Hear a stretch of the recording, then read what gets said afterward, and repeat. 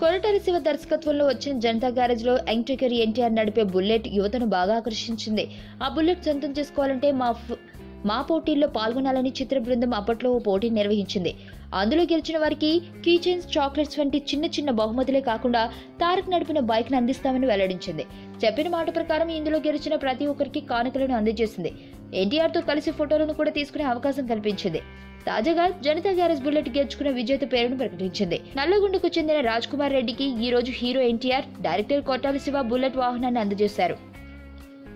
తన అభిమాని హీరో చేతుల మీదుగా ఇష్టమైన బుల్లెట్ ని తీసుకున్నందుకు చాలా ఆనందంగా ఉందని, ఈ రోజుని జీవితంలో మర్చిపోలేదని రాజ్ కుమార్ మీడియాకు చెప్పారు. ఈ అవకాశం కల్పించిన చిత్ర బృందానికి కృతజ్ఞతలు తెలిపారు. బాబీ దర్శకత్వంలో రానున్న సినిమా కోసం మేకోవర్ పై దృష్టి పెట్టిన తారక్ అభిమానులను కలుసుకోవడానికి సమయాన్ని హెచ్చించారు. ఫ్యాన్స్ తో గంటకు పైనే మాట్లాడి సరదాగా గడిపారు.